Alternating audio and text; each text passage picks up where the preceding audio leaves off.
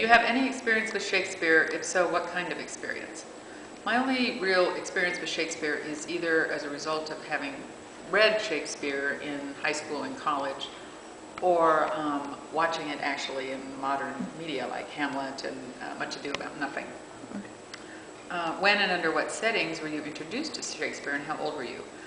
I was introduced to Shakespeare probably in junior high, and then I read also Shakespeare plays in high school and a little bit in college. And most of it was in high school. When I was first introduced to it in junior high, they simplified the stories, put them in current English, and explained what the story was about. When I got into high school, we actually read them in Old English. Why do you think Shakespeare has such cultural capital? I think Shakespeare has cultural capital primarily because Shakespeare talked about things that are still current issues. And the way that they were resolved in his plays are ways that would still be applicable. So I think that he just has carried across the ages with his, really his plays and his analysis. Do you think race should be discussed in an educational setting? Why or why not? Absolutely, I think it should be discussed.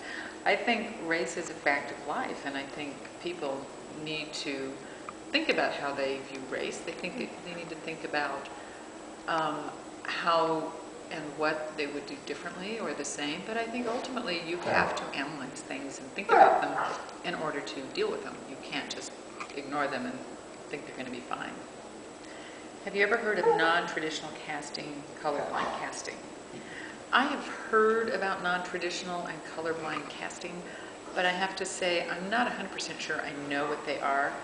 From the wording, it would suggest to me that non-traditional casting must be perhaps casting characters in roles that you wouldn't think they would belong to, like perhaps like the Chinese do, where you have women playing men's roles. Colorblind, I would assume, means you can put a black person in as Hamlet. What do you think of colorblind casting? I think in some sense, in some respects, it sort of detracts from the play, from the intent of the author, because I do think the author was dealing with an issue that had something to do with color, and when you do colorblind casting, if I'm understanding that right, that you sort of are taking something away from the intent of the original author, which for me seems sort of usurping the author's role as the author. Are you aware of Shakespeare's problem plays, some of the more well-known ones being Othello and Merchant of Venice? You know, I know what those are, and I know the sort of general storyline in both of those, but it's been a long time. And I'm not sure what is meant by a problem play, other than, you know, maybe the issues at hand that were resolved in those plays or addressed in those plays are issues that required the characters to work through whatever the issues were. I assume that's what a problem play is, but I don't honestly know. Do you think these plays should still be performed? Why or why not? I think they absolutely should still be performed. I think perhaps, for example, the modern day approach to sort of bringing the play verbiage into common English is interesting, but I also think it takes something away from the plays. I also think that these plays have issues that they deal with that resonate with people now, just as they did when they were written. Should Shakespeare's plays be rewritten to make them acceptable for today's audiences? Mm-hmm.